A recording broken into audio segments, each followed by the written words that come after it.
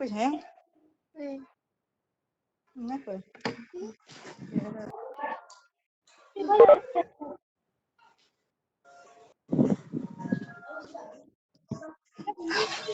Ya.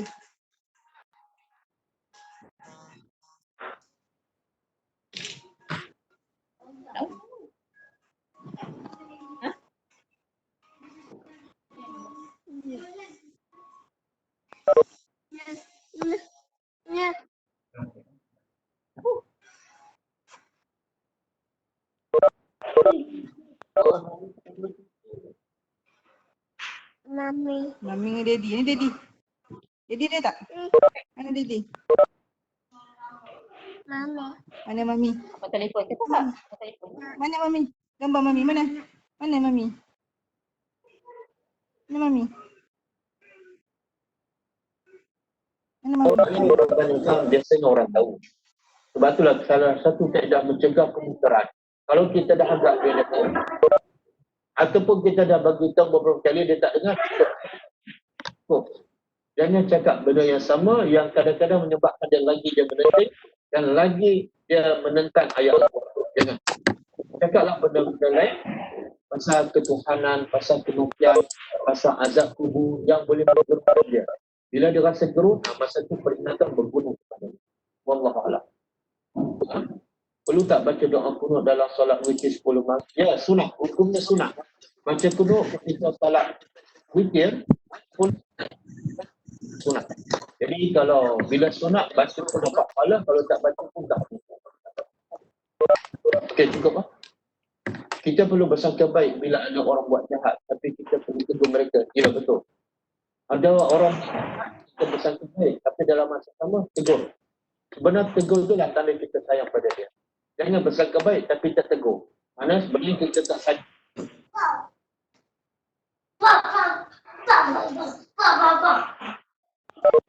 Tengok dekat nama.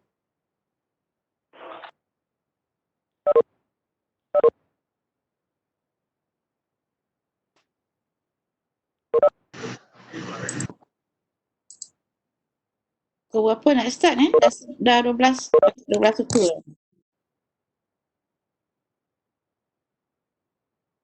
Assalamualaikum. Itulah bila nak start doktor? Waiting doktor lah. Tunggu doktor.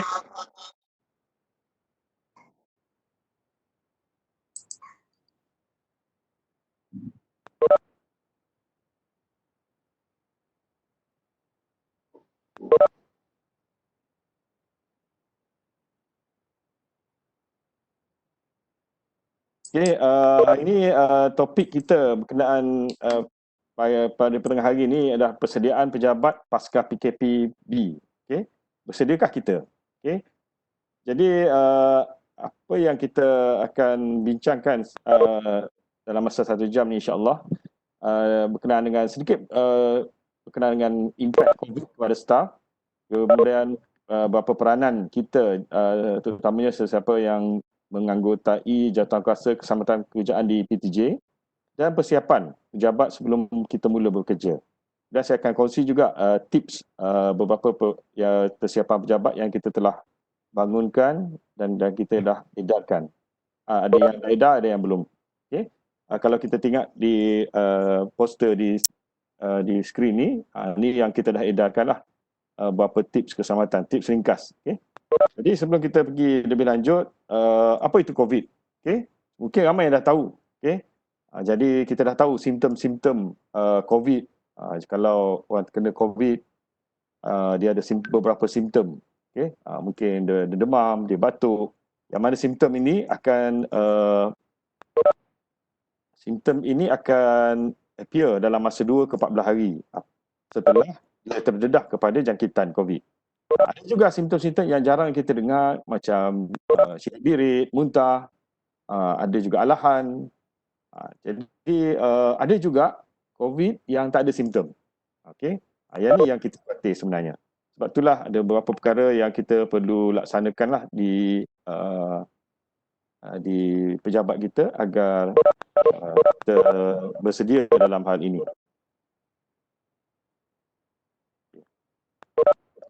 Okay, jangkitan COVID seperti kita sedia maklum, dia boleh berlaku antara person to person, satu individu ke satu individu yang lain.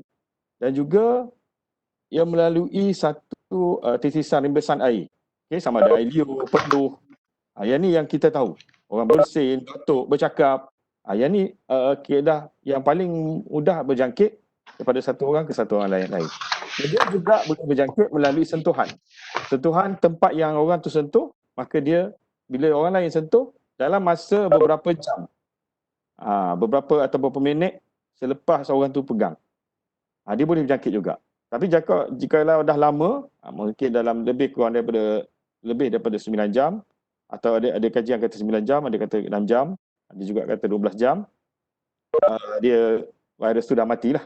Jadi yang ni yang kita takut bila adalah tempat yang berulang kali, terutama tempat-tempat awam, pejabat yang disentuh oleh ramai orang. Okay?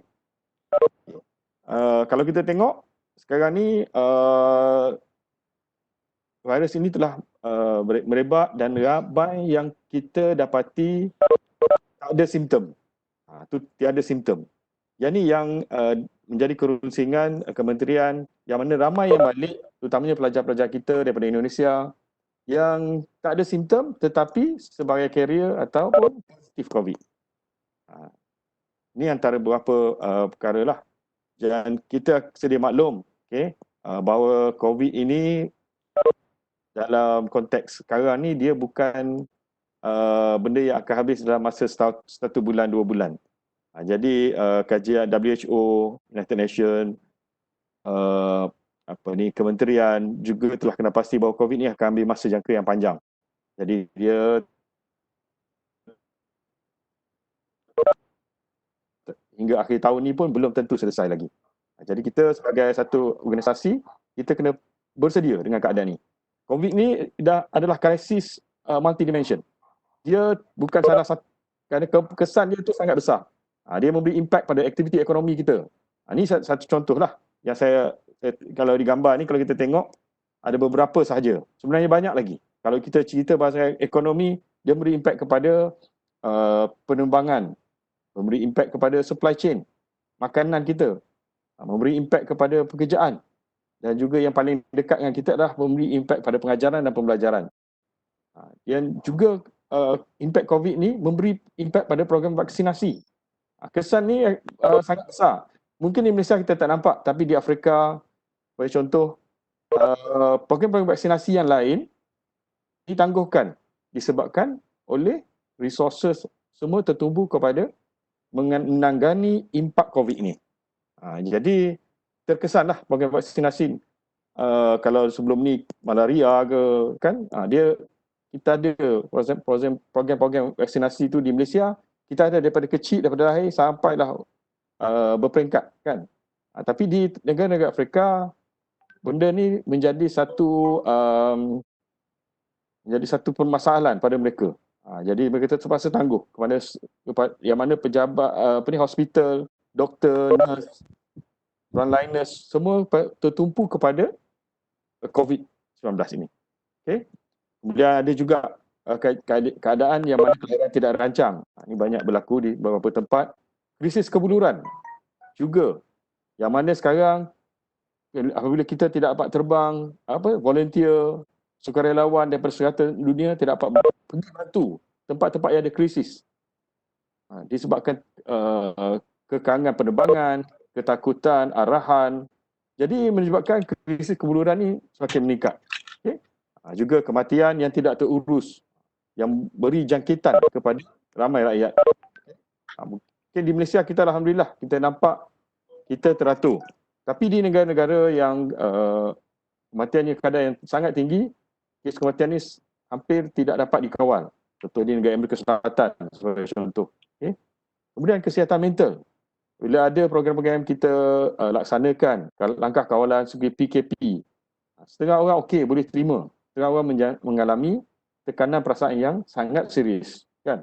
Ini kesihatan mental, sebelum COVID pun kita dah ada satu masalah yang besar dalam kesihatan mental. Tapi bila berlaku ini, ia menyebabkan benda tu bertambah. Orang yang sihat pun boleh jadi bermasalah. Okay? Krisis makanan. Mungkin di Malaysia kita tak nampak, Tapi di tempat-tempat lain keadaan ni meruncing. Lain-lain aktiviti riadah, sukan juga terjejas. Jadi impact ini secara umum saja kita bincangkan, kerana kita sebagai majikan, kita sebagai ketua PTJ, sebagai manager, kita perlu lihat keadaan impact ini kerana staf kita, pemegang taruh kita, pelajar kita akan terkesan dengan segala impact yang berlaku ini. Jadi kalau kita tengok ada staf yang mengalami permasalahan begini, ada juga pelajar yang mengalami permasalahan keluarga. Ada yang pelajar yang tak nak balik daripada universiti ke rumah. Ada yang dah balik rumah, minta balik ke kampus disebabkan permasalahan keluarga mereka. Jadi benda ni satu realiti yang berlaku dalam masyarakat kita. Kalau kita tengok juga sekarang ni ramai kita terpaksa jadi cikgu di rumah. Ramai yang menjadi cikgu-cikgu terpaksa mendidik anak supaya tidak ketinggalan, kan? Jadi ini juga memberi kesan sebenarnya. Memberi kesan kepada ibu bapa. Jadi semua orang dalam keadaan stres. Jadi kita semua disebabkan PKP yang lama, dia boleh menyebabkan banyak krisis lain yang berkait dengan COVID ini. Mental health ni, kalau kita tengok, dia telah cetuskan kesihatan yang worldwide, seluruh dunia. Kerana kes positif seluruh dunia kita telah tahu, telah lebih 4 juta orang. Jadi kalau ambil 10% daripada 4 juta orang tu pun dah ramai yang terkesan dengan kes COVID ni. Jadi dalam disebabkan kes ini, kita dah terpaksa terapkan norma baru ke dalam kehidupan kita. Jadi kalau kita lihat, landscape ekonomi juga telah berubah. Jadi saya tunjuk satu senario yang ringkas lah. Okay? Kalau kita tengok landscape baru ekonomi, pasaran buruh yang lebih fleksibel. Kita nampak dalam konteks ini lebih fleksibel. Tetapi ia juga memberi kesan negatif kepada orang yang bekerja sekarang ni. Ada setengah pekerja terpaksa dibuang. Majikan tak dapat membayarnya. Ataupun ada setengah keadaan majikan mengambil peluang sebab adanya pasaran buruh yang lebih fleksibel. Ramai yang buat freelance. Jadi senario tu dah berubah. Peningkatan ekonomi digital, dia memberi kebaikan pada setengah orang, tapi memberi kesan kepada setengah orang yang lain. Boomingnya bisnes-bisnes daripada Shopee, Lazada, bisnes-bisnes online. Tetapi dia memberi kesan kepada bisnes-bisnes runcit. Bisnes-bisnes yang perlu orang, bisnes-bisnes di shopping mall, kan? Ia menjadi satu cabaran, okay? Sebab lanskap ni dah berubah. Dan dia secara langsung dan tidak langsung memberi kesan kepada staf kita. Jadi penggunaan elektrik dan berapi bila di rumah semakin meningkat, memberi tekanan pada keuangan keluarga. Kemudian perubahan sistem pendidikan tinggi. Bila online, kita perlukan peralatan digital, kita perlukan line internet, memberi kesan juga kepada staf kita. Kemudian lain-lain itu perubahan hub pengeluaran dunia. Ini supply chain makanan. Okay? Jadi keadaan lanskap yang baru ni menyebabkan norma kehidupan pun berubah. Sebagai contohlah, dulu norma bola sepak. Bila menjaringkan gol, semua pergi berpeluk. Sekarang ni mereka dah tengah berlatih, bila gol, macam mana nak elak daripada berpeluk. Okay? Sebab mereka main bersukan ni, dia berpeluh. Berpeluh salah seorang yang ada jangkitan memang sangat cepat. Sebab peluh dia tu kan. Jadi ini satu norma baru dalam kehidupan. Jadi benda-benda macam ni kita kena terapkan lah. Jadi dalam kes COVID ini, okay, majikan mempunyai tanggungjawab yang sangat besar. Okay?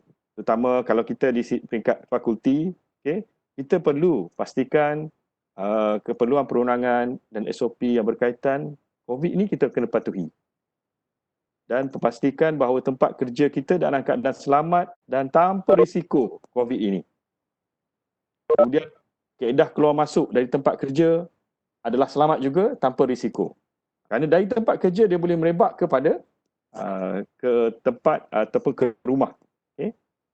Kita juga perlukan memastikan kemudahan dan kebajikan pekerja berkaitan kawalan COVID serta sumber yang mencukupi yang perlu disediakan. Ini antara tanggungjawab majikan. Majikan juga kena pastikan maklumat, latihan dan pengawasan berkenaan COVID disediakan dan disebarkan. Yang ni kalau kita tengok beberapa perkara ini telah dilaksanakan di UTM. Kalau kita tengok beberapa hari lepas, kita dapat SOP keluar masuk tempat kerja. Kita dibedahkan dengan infografik daripada universiti berkenaan dengan apa itu COVID, apa langkah pencegahan dia, apa makna-makna PUI, PUS, SARI. Benda-benda macam tu kita dah diberi maklumat. Cuma atas kita lah, kita nak baca, tak nak baca, nak faham, tak nak faham, kan? Tapi kefahaman ni sangat penting. Okay? Kerana dengan kefahaman ni lah kita dapat cegah diri kita dan keluarga kita daripada kena jangkitan ini. Jadi sangat penting juga kita kena pasti bahawa pentingnya kita menguruskan rekod yang baik. Siapa yang masuk tempat kerja kita? Siapa yang keluar dari tempat kerja kita? Kerana bila kementerian atau kerajaan ingin buat contact tracing, perkara ni sangat penting. Sebab tu di supermarket ataupun di pasar raya yang kita pergi, pasar kita beli, selalu mereka ambil kedatangan. Bukan kedatangan, catatan. Siapa yang hadir, dan bila masa kita hadir, berapa suhu, kan. Itu sangat basic lah. Bila ambil suhu ni pun, kita kena pastikan orang yang mengambil tu terlatih. Jangan dia pergi dekat. Terlalu dekat dengan orang yang nak datang. Kerana ada kes kan di pasar raya yang mana yang mengambil suhu tu positif. Setiap yang masuk tu berisiko untuk dijangkiti. Jadi benda ni kita kena ajar dan bantu memahamkan mereka yang terlibat dalam tugas-tugas yang kita beri. Okay? Kita juga perlu melantik seorang yang boleh menyelaras atau seorang ataupun satu kumpulan yang boleh menyelaras untuk melaporkan status pematuhan program kawalan risiko ni. Kalau di UTM, unit OSH lah yang akan melaporkan kepada JKKP jika ada perkara yang berlaku lah. Tetapi jika berkait rapat terus dengan positif COVID, PKU akan ambil tindakan. PKU akan ambil tindakan melaporkan pada teknik daerah, kan. Okay. Jadi sebagai perancangan dia, saya ada buat satu ringkasan lah untuk kita mudah buat perancangan daripada konteks pengurusan, governance dan pengurusan. Pertama sekali, langkah yang perlu satu-satu PTJ atau satu-satu majikan, dia perlu bentuk pasukan tindakan COVID, COVID response team. Yang ni kena ada. Dan dia orang kena tahu apa dia orang punya tugas dan tanggungjawab mereka. Sebab dengan adanya ni, peringkat awal kita ada ni, maka segala keputusan, pembincangan, tindakan boleh dilaksanakan dan dibuat dengan cepat. Okay? Kemudian kita kena buat develop communication plan. Yang mana ada single point of contact. Kalau UTM, segala informasi keluar melalui High Ewan Korporat. Sumber-sumber informasi pun daripada High Ewan Korporat. High Ewan Korporat dapat daripada berbagai sumber. PKU, OSH dan berbagai. Okay? Jadi, communication plan ni supaya kita tidak confuse atau dapat berita palsu. Yang ni sangat penting. Kerana dalam keadaan situasi begini, ramai yang stres, ramai yang takut, fobia, berita palsu boleh menyebabkan kekacauan. Kekacauan. Kemudian satu majikan bila nak bermulanya, bermula operasi selepas PKP, maka dia perlu buat risk assessment, penilaian risiko. Penilaian risiko berkenaan dengan apa potensi risiko yang berlaku untuk segala aktiviti yang normalnya kita buat macam ni. Dekat new normal ni, dia lain. Sebab tu SOP, kalau dulu, kita tengok standard operating procedure. Bila berlaku COVID, kita buat safe operating procedure. Risk dia tu, disebabkan COVID ni, kita perlu buat prosedur kerja yang selamat. Dengan ambil kira risiko faktor penyebaran penularan wabak COVID, penularan dan jangkitan wabak COVID ni. Dan kita fakulti atau majikan perlu juga allocate satu bajet, contingency budget. Kerana banyak perkara yang kita perlu beli, banyak perkara yang kita perlu tambah dalam aktiviti kerja kita. Contohnya, tape. Buat tape, nampak sikit je. Tapi bila kita tengok satu struktur bangunan kita, pejabat kita, banyak kita perlu guna. Mask. Mask bagi contoh. Kita perlu ada mask. Kemudian kalau kita tengok, kita juga perlu ada signboard. Benda-benda ni perlukan sumber kewangan tambahan. Kita kena allocate satu bajet. Dan juga fakulti kena mula lihat ataupun majikan kena perlu lihat proses kerja ni, kena bayangkan, proses kerja new normal ni baru. Apa yang kita kena tengok? Apa yang proses kerja yang biasa kita buat ni, adakah dia mengelak kita daripada jangkitan? Adakah proses yang kita buat sekarang ni boleh menyebabkan jangkitan tu lebih bertambah? Perkara yang kita nak elak sekarang adalah kita ni, UTM sendiri menjadi satu kluster. Yang tu kita nak elak sangat. Sebab sekarang kita baru melepasi fasa pertama. Fasa kedua ni kita takut. Kan? Takut boleh naik graf dia, jangkitan dia. Jadi sebab itulah Kementerian Kesihatan KKM dia sangat rusing dan untuk melihat keadaan semasa hari raya ni. Sebab rusing kalau ada pergerakan.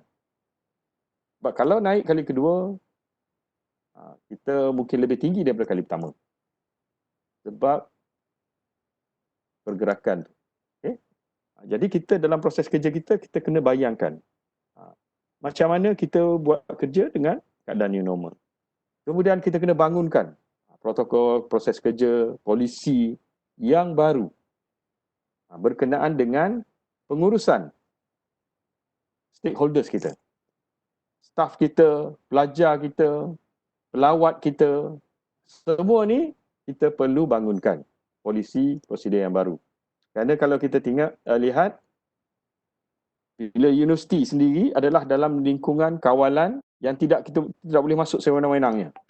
Perlu dapat kebenaran. Bila nak dapat perkara-perkara macam ni menyebabkan kita perlu ada polisi.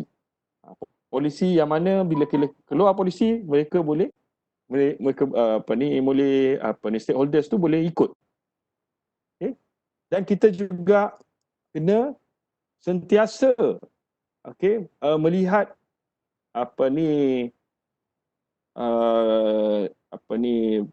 arahan kerajaan ataupun arahan KKM yang terbaru dari masa ke semasa. Jadi benda ni penting. Kalau kita lihat, kadang-kadang arahan datang daripada PM sendiri. Kadang-kadang arahan tu datang daripada KKM. Kadang-kadang arahan tu datang daripada MKN, Majlis Kemaslahatan Negara kan. Datuk Seri Ismail Sabri kan, selalu kita dengar tiap-tiap hari. Jadi bila kita tengok tu, kita kena terus segera. Dan kita kena jangka kemungkinan-kemungkinan akan berlaku. Arahan ini akan berubah. Dia akan berubah mengikut keadaan situasi. Kerana COVID itu sendiri, situasi COVID sendiri, dia dinamik, dia berubah. Kalau dulu ada simptom, sekarang tak ada simptom yang lebih ramai. Dan ramai yang tak dapat detect pun. Jadi perkara-perkara macam ni dia berubah. Menyebabkan kadang-kadang situasi itu sendiri menyebabkan kita perlu berjaga-jaga. Itu dari segi governance dan management. Okay? Kalau kita tengok untuk plan perancangan kita juga, kita pernah ambil kira dari segi operasi. Operasi sama ada operasi pembelian barang yang perlu untuk kita beroperasi dalam keadaan PKP ni. Mungkin juga cara macam mana kita menerima barang-barang yang kita telah tempah. Macam mana kita berurusan dengan kontraktor. Sebab bila mereka datang, mereka juga perlu mematuhi peraturan atau polisi yang kita tetapkan. Yang ni kita kena lihatlah. Juga kita kena dapatkan juga PPE, Personal Protective Equipment, mask, hand sanitizer, kalau ada face shield yang perlu berurusan dekat, kerap, maka dia perlu pakai face shield. Jadi perkara ni kita kena beli. Kena beli dan kena buat perancangan dia. Kita tak boleh ad hoc, terlalu mahal. Kalau kita beli, bila nak pakai baru beli. Kita kena rancang pembelian. Disinfection protocol. Macam mana kita nak bersih dan sanitize tempat-tempat yang berpotensi ataupun dijangkiti ataupun didatangi oleh mereka yang positif. Yang ni pun kita kena rancang dan kita kena tahu.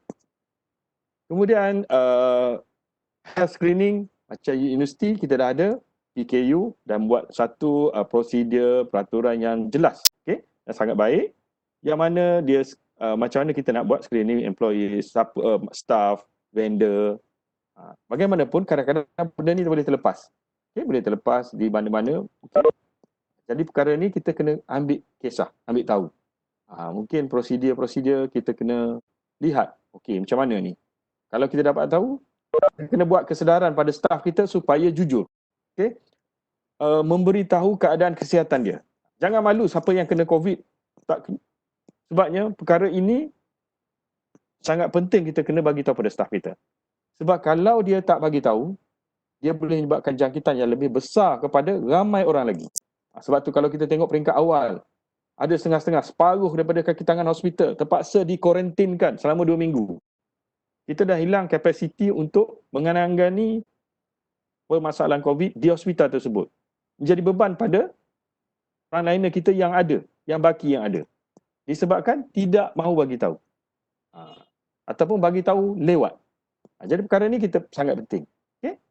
Kemudian kita juga perlu memberi latihan kepada pengurus kita, supervisor, employee, staff kita berkenaan protokol yang baru ini.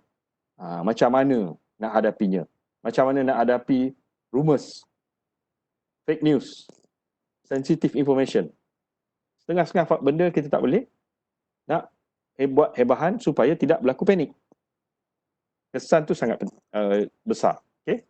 Kemudian ada penting juga kita buat sebar maklumat berkenaan dengan infografi. Maklumat-maklumat kita sebar melalui konsep infografi. Kita buat signage supaya ramai faham keadaan ataupun maklumat yang penting. Okay? Untuk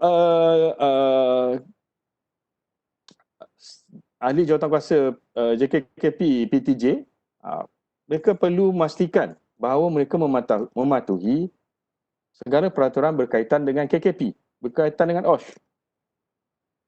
Kena pasti memahami apa risiko COVID ini, apa SOP yang perlu kita buat, apa PPE yang kita perlu pakai, apa PPE yang sesuai, N95 ataupun apa.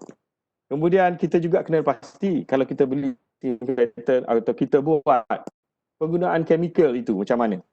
Kerana penggunaan bahan kimia yang tidak terurus boleh menyebabkan risiko yang lain. Kemudian tadi kalau kita beli PPE tadi, kita guna tapi cara kita lupuskan tidak betul, dia boleh beri jangkitan juga. Sebagai ahli jawatankuasa KKP fakulti atau universiti, mereka perlu ikut juga macam mana perancangan ataupun respon untuk penyakit berjangkit ini. Okay? Jadi kita kena pasti dan ahli JKKP juga kena tahu macam mana mengambil suhu, membuat rekod, reporting, confirm case.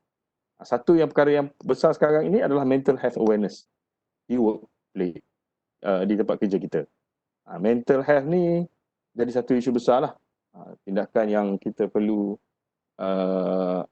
ambil maklum, okay? Ambil tahu. Okey, di UTM saya akan share berkenaan macam mana kita buat satu penilaian risiko. Okay? Di UTM kita guna satu tools, HIREX, yang kita panggil HIREX lah, Hazard Identification, Risk Assessment and Risk Control. Yang ni borang HIREX ni, kita selalunya kita buat isi mengikut aktiviti atau aktiviti kerja ataupun sekitaran yang kita pergi. Okay? Kalau contohlah, ini kita buat satu aktiviti audit AKKP. audit KKP ni, audit ni penting. Audit keselamatan kesihatan pekerjaan bukan salah satu kerja yang kita perlu buat kerja tahunan. Kita tengok aktiviti dia pertama apa dia? Mungkin pembentangan. Kalau kita tengok pembentangan auditi. Tapi apa hazard dia? Kemungkinan besar mereka auditor yang pergi duduk bersama boleh mewujudkan jangkitan. Apa memberi kesan dia? So kawalan risiko yang sedia ada apa dia? Kemudian kita buat analisis risiko, keberangkalian dia, keterukan dia. Kalau kita kali 2 ni, jadilah dapatlah tahap risiko dia. Sama ada tahap dia rendah, sederhana atau tinggi. Kemudian barulah kita buat langkah-langkah kawalan. Apa yang kita perlu buat? Siapa pula yang bertanggungjawab? Jadi dengan ada penilaian risiko ni, kita dapat nilai risiko di peringkat awal dan kita jangkakan, kita boleh bayangkan potensi risiko yang kita boleh akan berlaku dan juga kita boleh ambil langkah kawalan. Jadi untuk mudahkan perbincangan kita hari ini, kita ada, kalau langkah kawalan ni selalunya kita guna hierarchy of control. Jadi untuk COVID-19 ni, saya bagi contoh kat sini lah. Hierarchy of control ni selalunya digunakan banyak di kalangan pengamal-pengamal OSH. Tapi ada yang lebih baru adalah. Tapi yang ni paling mudah. Yang kita ambil yang biasa digunakan, masih digunakan. Tapi yang lebih baru sekarang ni preventive control, lepas tu ada sistem base control. Jadi yang tu kita tu siapa nak kena masuk kelas executive master dalam occupational safety and health. Razak School ada, Razak Fakulti ada tawarkan. Di situ ada diajar konsep ni. Tapi untuk mudah yang kita faham, kita tengok hierarchy of control ini, kita tengok apa yang paling efektif dan paling kurang efektif. Paling efektif adalah sekarang elimination. Kemudian dia akan jatuh ke substitution, engineering control, administrative control, and last sekali PPE, pemakaian PPE. Pertama sekali kalau kita tengok elimination ni paling yang kita buang terus adalah work from home. Sebab tu konsep work from home ni memang diambil oleh kerajaan sebagai satu kaedah social isolation.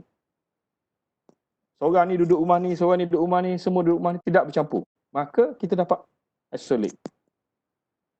Yang ni paling berkesan, paling efektif. Kemudian yang kedua, kita walaupun macam ni, kita perlu jalankan kerja. Jadi kita bagi ganti. Kaedah kerja yang ganti ni adalah melalui, kita ada sekarang lah, apa yang kita buat hari ni. Video conferencing, remote means of work. Okay? Benda ni kita ada satu kaedah gantian terhadap kerja yang kita lakukan. Kemudian kita juga boleh buat engineering control. Engineering control ni kita guna alat, device. Ataupun kita guna papan. Ataupun kita guna penghadang. Saya nak kongsi satu keadaan di Korea. Okay? Di Seoul. Yang mana satu pejabat, okay, kalau kita tengok di gambar ini, satu pejabat yang office building, 43% pekerja di situ kena positif COVID. Disebabkan open plan konsep. Sebab office kalau private sector, malah di tempat kita pun, kita guna open plan.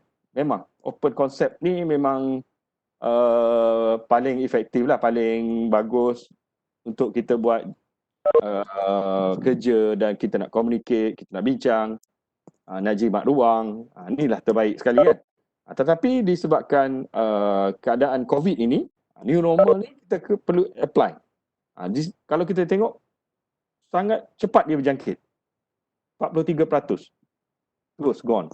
Yang lagi baki tu, bukan kata, mungkin tak dinilai lagi, tak terkesan lagi. Tapi kalau banyak macam tu, dia mungkin juga positif. Jadi mungkin ambil masa. Okay? Jadi langkah-langkah kawalan engineering control ni dia guna alat untuk mengawal. Contoh ni kita letak dinding, cermin, kita letak penghadang. Jadi pastikan proses ventilation bagus, tingkap dibuka. Benda-benda macam ni lah. Kalau pejabat polis, dia berkait, engineering control ni dia berkait dengan tugas kita. Kerja kita tu macam mana? Sebab tu kita perlu bayangkan tadi kan, reimagine apa keadaan yang kita akan hadapi, kita akan buat apabila norma baru ini perlu kita laksanakan dengan keadaan COVID ini. Sebab itulah kita boleh tengok kat sini. Okay. Kemudian administrative control, ni satu cara yang kita buat, banyak dibuat melalui peraturan pekeliling yang UTM keluarkan. SOP, infografik, pematuhan, social distancing. Jadi perkara-perkara ni adalah satu kawalan pentadbiran. Okay. Dan kita juga boleh guna PPE. Kalau kita tengok kaedah ini. Okey. Mana PPE saya? Okey. Okey. Kalau kita tengok macam mana kita guna mask, kan? Kita pakai mask, kita pakai dengan cara yang betul. Bila kita selesai pakai, kita buang. Kita buang. Okey.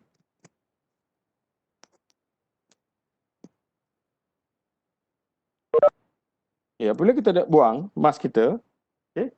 Kaedah dia mungkin kita boleh lipat dua. Dan kita lipat lagi dan kita gulung. Lipat dan kita gulung dan ikat dengan gulungan ini.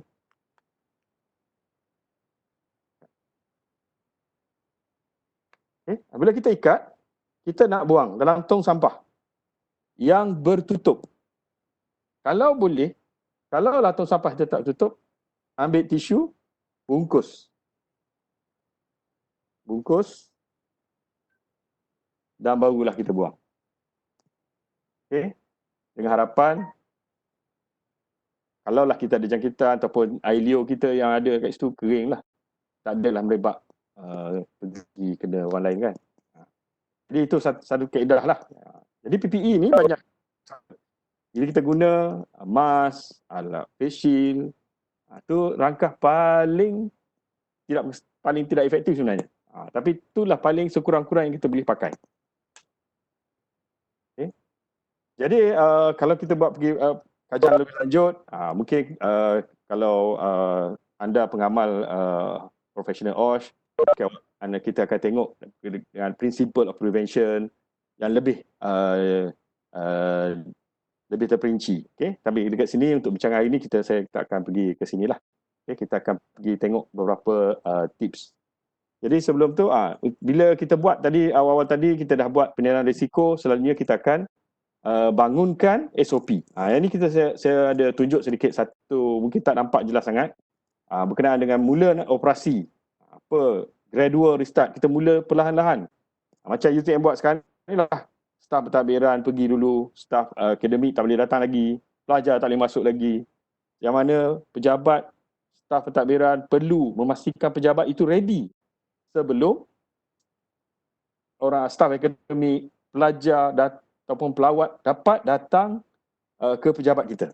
Ini adalah masa untuk kita staf pentadbiran membetulkan keadaan supaya dia mengikut normal baru yang kita hadapi sekarang ni. Jadi kita start dengan gradual start lah. Kemudian pengurusan visitors contractor, kita ada protection of staff and student. Macam mana proses karantin kalau ada lagi, disinfecting kit, macam-macam lah, mask, ventilation, workplace preparation, macam mana kita nak pastikan penjarakan sosial 1 meter, kaunter kita 1 meter, kantin kita macam mana, adakah kita benarkan lagi buffet ataupun pre-pack food. Jadi benda-benda macam ni kita kena buat lah SOP ni. SOP ni ada SOP yang kita cadangkan ni semuanya datang daripada penilaian risiko yang kita buat, yang saya tunjuk contoh tadi. Okay? Jadi banyak lagi maklumat-maklumat yang kita boleh dapat, okay, daripada website. Saya boleh pergilah ke website osh.utm.my/osh. Ada beberapa aduan, kalau kita nak buat aduan, juga beberapa maklumat berkaitan dengan COVID. Jadi saya akan tunjuk sedikit berkenaan dengan tips persiapan pejabat sebelum kita akhiri program kita pagi ini. Jadi kita akan tunjuk dulu beberapa tips Okey, saya akan kongsikan.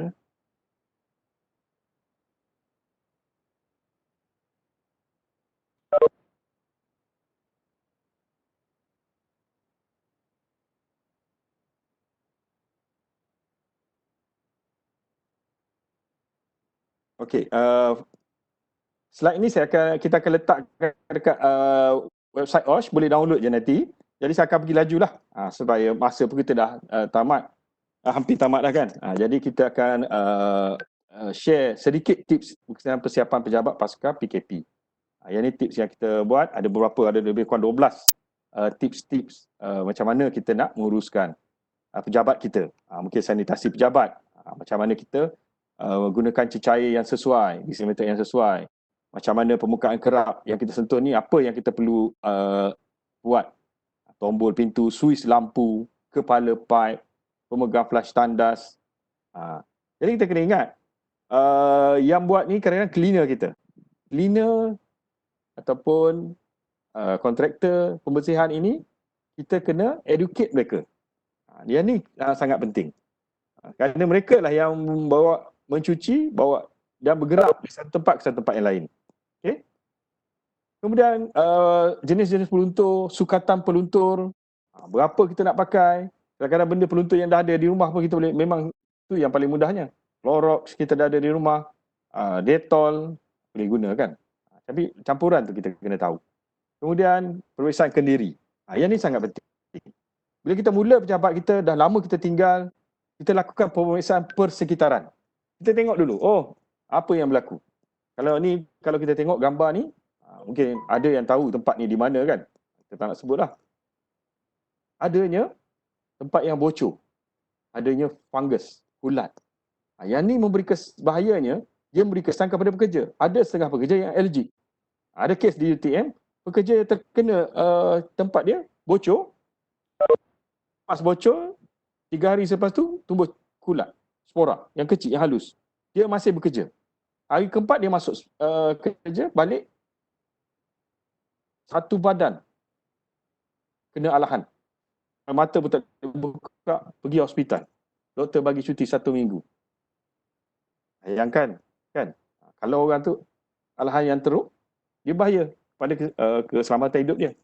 Kemudian kita tengok, pastikan kita kalau boleh buka tingkap. Kalau tempat yang boleh lah. Kalau tak boleh tingkap, buka pintu. Supaya berlakunya pengudaraan. Ini kalau setengah-tengah bangunan yang lama, perlu buka air lah. Supaya mana keluarkan kotoran dalam air yang bersumbat. Kemudian berlaku juga pemeriksaan wire elektrik. Ada kena mungkin tikus ke apa ke. Terutama pada yang duduk di bangunan lama. Okay? Yang ni kita kena buat pemeriksaan wire kita kan. Peranti elektrik. Hawa dingin, aircon juga. Kita kena pastikan berfungsi dengan baik. Kadang-kadang penapis aircon tu, dia memberi kesan juga pada kita. Mengeluarkan bau yang tidak menyenangkan. Mungkin ada sesuatu yang tidak betul kan. Dia lembab. Dan kita boleh mula buat penjarakan sosial. Tandakan. Yang ni kita perlu tandakan. Sebab benda ni baru pada staf kita, dan perkara ni mereka perlu lihat. Mereka perlu lihat, macam mana nak guna. Benda ni, kemudian kita perlu sediakan. Kaunter macam mana. Memang kena jelas. Perkara ni macam kita ajar budak-budak. Kerana ini bukan budaya kita. Ini budaya baru. Jadi kita kena faham. Perlunya hand sanitizer. Kena faham. Ada. Disediakan kan. Macam kita tengok di sini. Yang ni dia dicipta oleh Fakulti Teknologi Informatik Razak. Sangat menarik kan. Kemudian saringan suhu, pelawat, pastikan mereka kena terima. Yang mana sakit, kita bawa ke PKU. Staf digalakkan bawa makanan sendiri ataupun bungkus berasingan satu-satu. Tidak berkumpul makan di pantry, makan di tempat sendiri walaupun sibuk macam mana. Ruang kerja, mungkin perlu guna pantry dalam masa keadaan terhad saja. Lift juga, kalau kita tengok berada dalam jarak yang tertentu, berapa orang satu lift. Jadi kita kena faham, situasi begini menyebabkan kita lift mungkin akan sesak. Mungkin kita perlu guna, siapa yang duduk 4 tingkat ke bawah, guna tangga. Kalau duduk tingkat 17, bolehlah naik lift kan. Jadi elakkan kita memegang permukaan lift, susur tangan, railing, dan cuci tangan dengan sekerap mungkin. Bila kita bergerak saja dari tempat kita, keluar daripada kawasan kita, memang kita akan terdedah. Jadi cuci tangan. Terbaik adalah cuci tangan. Daripada kita pakai disinfektan, kita cuci tangan dengan bersih, insya-Allah. Okay? Bilik mesyuarat, pastikan kita tanda. Ini satu kaedah yang baik, kita tanda. Dan penting sekali adalah mencatat kehadiran atau pengguna bilik mesyuarat tersebut. Ini adalah contact tracing. Okey. Sebab kalau ada berlaku apa-apa, inilah kita kena nilai. Okay? Bilik mesyuarat juga yang mana tempat yang kerap, kita kena selalu cuba sanitasi bilik tersebut. Kita ada bagi mereka arahan-arahan SOP, penerangan, ruang kerja, interaksi sosial kita kurang galakkan, mungkin banyakkan cara maya ataupun macam ruang kerja kita kena cuba jarakkan. Walaupun keadaan ni mungkin still boleh terdedah, tetapi kita kurangkan risiko tu. Dia ni kita kita perlu cuba laksanakan dengan sebaik mungkin. Kalau kita tengok, staf juga perlu mengamalkan kesucian diri, tidak membawa ahli keluarga ke ruang pejabat, ke tempat yang orang ramai. Yang ni kita kena, staf kena tahulah. Kena tahu, kita kena pastikan. Penutup mulut ataupun mask, tadi saya dah tunjuk contoh tadi, kalau boleh tong sampah yang ada tu mestilah tertutup. Kalau tak ada banyak, ada satu di satu level, cakap buang face mask kat sini. Boleh juga kita buat macam tu kan. Okay. Facility tu kita cuba ni. Untuk aktiviti ruang solat, kalau boleh bawa sejadah sendiri. Peralatan kita sendiri. Sebab bila kita peralatan kita sendiri, saya rasa kita akan jaga dengan lebih baik. Terutamanya kawan-kawan wanita kan, dia bawa sejadah dia ni, telekung dia selalunya mesti akan jaga sentiasa bersih. Kan? Jadi kita bila jaga barang kita sendiri, kita dapat mengurangkan risiko jangkitan tu. Bilik kuliah pun kita kena asingkan, kena bilangan terhad, penjarakan, macam mana kita guna makmal, poster-poster, informasi kita pampal supaya orang baca. Terutama di lift, orang tunggu, di pintu masuk. Perkara-perkara ni bukan setakat untuk awareness program, tetapi ianya juga adalah langkah untuk selamatkan syarikat daripada kena dakwa. Ini dalam konteks perundangan, OSH ke apa ke, kalau kita tak ambil langkah-langkah ni, orang boleh kata, oh, saya terjangkit ni sebabkan awak tak buat lagi langkah-langkah atau penerangan ni. Maka saya nak saman awak. Dia boleh buat benda macam ni kan. Dia keadaan orang dalam keadaan stres macam-macam boleh buat. Kan, kantin, tempat makan kita kena pastikan ada juga penjarakan sosial ini. Penutup kalau boleh, kaedah buffet ni kita cuba elakkan lah kalau boleh ala carte. Kalau nak buat juga kena tutup dengan ada kaedah yang terbaik. Okay? Yang ni sangat ni lah.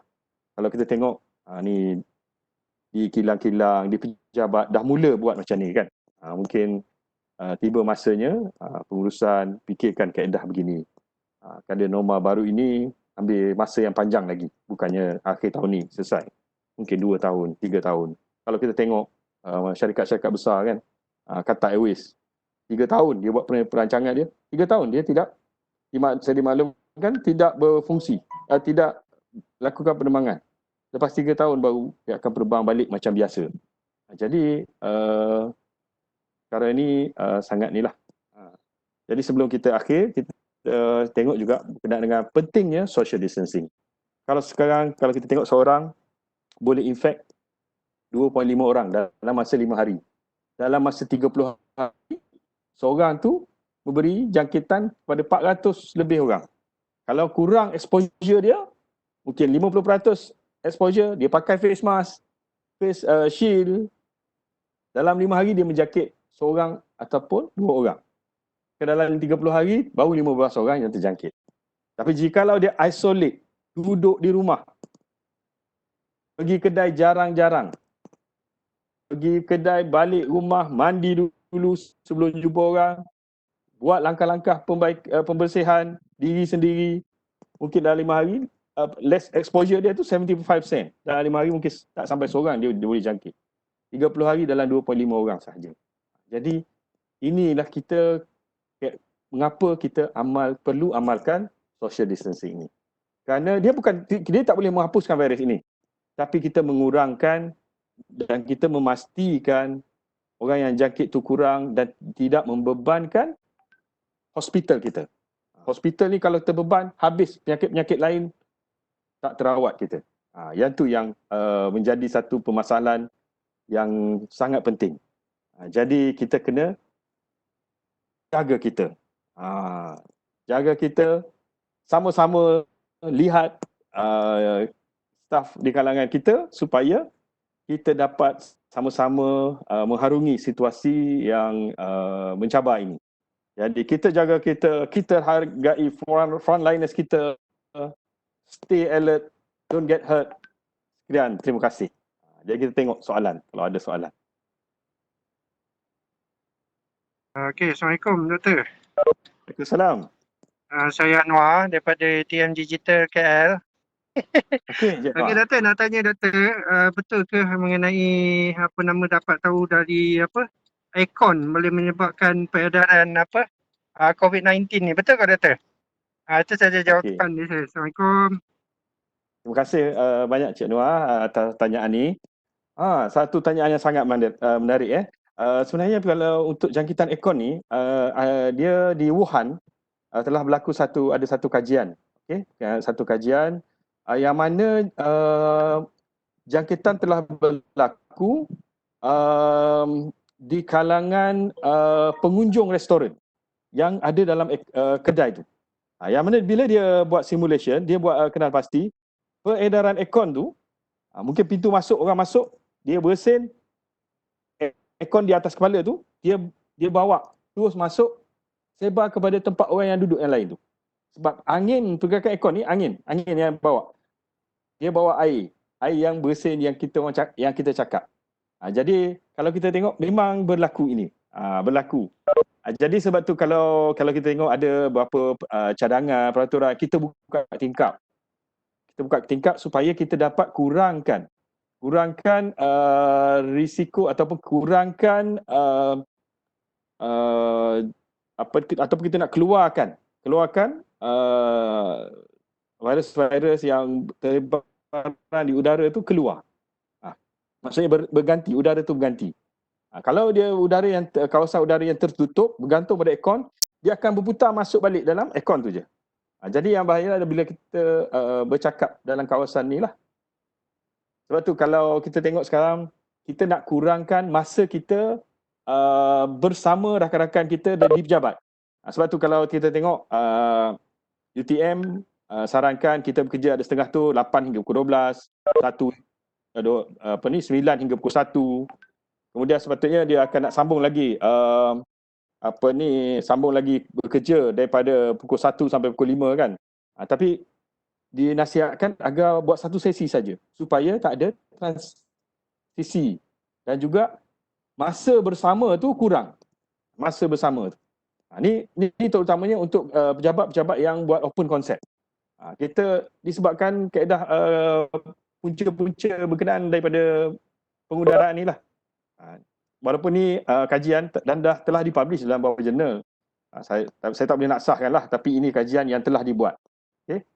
Kajian dia buat, yang mereka jumpa. Jadi itulah.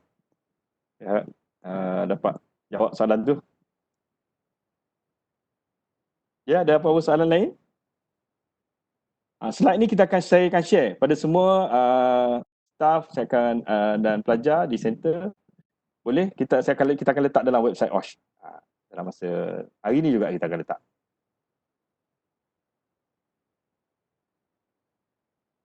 Okey. Terima kasih banyak Puan Morina ada nasihat ni.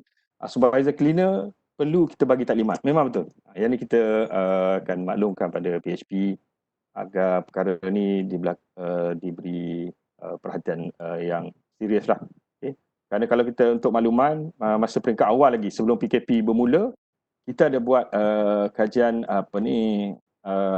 penilaian risiko. Dan surprise, kita sangat surprise adalah mula-mula kita ingat bila kita buat penilaian risiko tu, kita ingat yang paling tinggi yang boleh kena terdedah kepada jangkitan COVID ini adalah counter service yang boleh merebak. Yang merebak ke tempat orang. Rupanya bila kita buat kajian, buat penilaian tu, kita dapati cleaner yang boleh merebak. Sebabnya contohnya, cleaner boleh pakai kain cuci lap meja ni. Lap anda katalah orang tu bersih atas meja. Seorang di pejabat A, dia bersih ni. Kemudian dia pergi ke pejabat lain, dia guna kain lap yang sama, dia sebar lap meja tu. Kalau dia tak guna disinfektan, dia lap je lah meja tu. Dia lap dengan air, lepas tu orang lain pergi duduk pula pejabat tu. Letak tangan atas meja, letak kat pipi, letak kat mata, hidung, garu, gatal, hidung. Dia berjangkit lah. Benda tu sangat penting. Terima kasih banyak. Nanti kita maklumkan. Terima kasih banyak cadangan. Betul. Ada apa lagi soalan yang ni?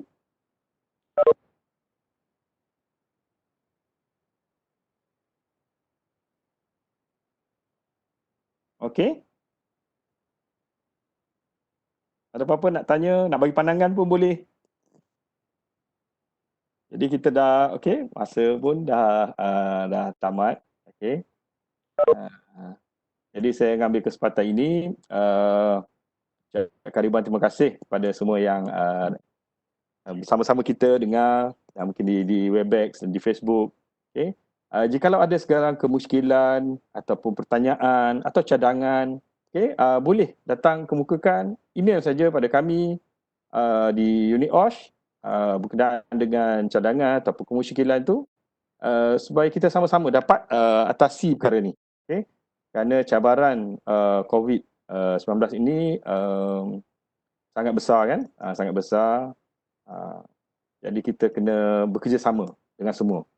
Kalau masalah mental, kita bekerjasama rapat dengan unit kaunseling di UTM. Jadi saya rasa kita boleh ambil kesempatan ini untuk kita bantu kawan-kawan kita. Kerana kita kena ingat bahawa antara kawan-kawan kita ni ada yang mengalami masalah yang di luar keadaan, luar jangka. Kita tengok dia okey, tapi umumnya masalah rumah tangga, masalah keluarga dia. Jadi kita ambil sama-sama bantu cakna berkenaan perkara ini dan kita bantu kawan kita. Sebab inilah peluang untuk kita bantu supaya sebelum merebak lebih teruk lagi. Okay? Sebab kita bukan COVID saja yang kita perlu fikirkan, masalah mental ni boleh menyebabkan perkara yang lebih teruk.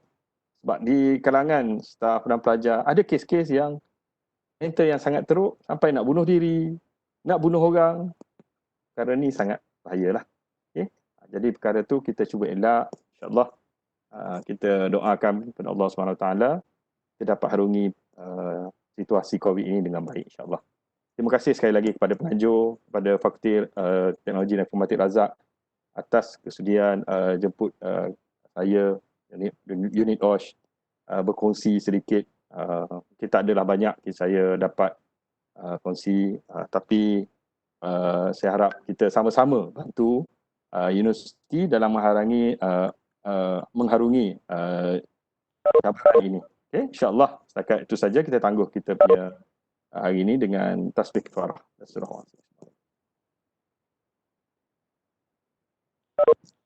kasih semua. Terima kasih banyak.